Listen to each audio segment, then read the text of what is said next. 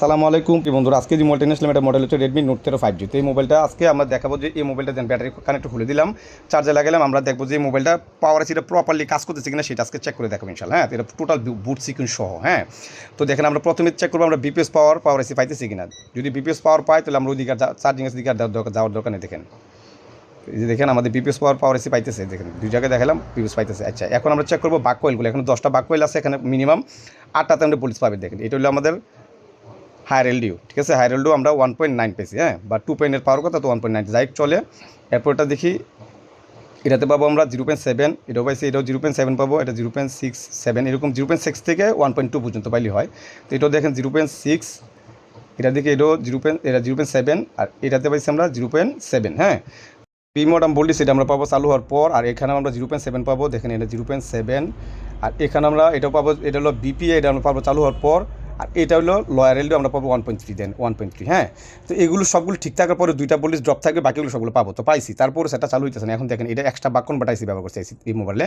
এই যে এটা এক্সট্রা বাক্যন বাটাইছি, এটা ইনপুট হলো দুইটা। এখানে এটা এই ক্যাপাসিটার হয়ে এখানে 4.1 ভোল্ট ঢুকবে, এবং এই রেজিস্টার মাধ্যমে এখানে 4.1 ভোল্ট ঢুকবে। হ্যাঁ, আর এটা আউটপুট দেবে তিনটা, একটা দুইটা এই তিনটা আউটপুট দেবে এটা এআইসিটা। তো দেখেন আমরা দেখি বিপিএস পর ঢুকছি কিনা, আগে দেখি আমরা বিএস ওয়াইএস অথবা বিপিএস। হ্যাঁ, যাই হোক মূল বিষয় একটাই। তো দেখেন আমাদের এখানে 4.1 পাইছি, এই যে দেখেন এখানে।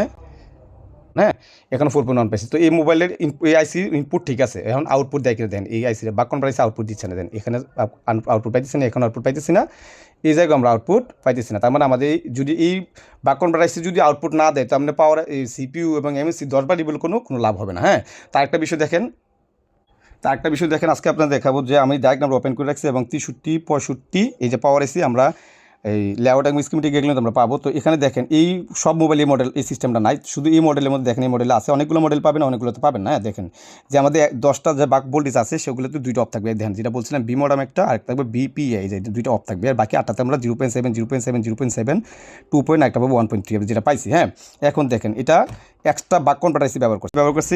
এই যে দেখেন এখানে 63 15 দেন এসিটা 63 15 এনপি। হ্যাঁ, তো এখানে দেখেন দুইটা ইনপুট পাবো। আমরা বলছি যে দুইটা ইনপুট যেটা পাবো বলছি এখানে বিএসওয়াইএস, এখানে 4.1 পাবেন, আরেকটা যে রেজিস্টারের মাধ্যমে হয়েছে এটাও বিএসওয়াইএস, মানে 63 15। তো এই যে বাক কনভার্টার আইসিটা আছে, যেন বাক কনভার্টার আইসি দেখেন পার্ট অফ দেন পিএমআই লেখা আছে, পিএমআই পার্ট নাম্বার। হ্যাঁ, তো এখানে দেখেন এখানেও 3টা পুলিশ আমরা পাবো। এই যে দেখেন 3টা পুলিশ আমরা পাবো, দেখেন এই যে দেখেন এখানে।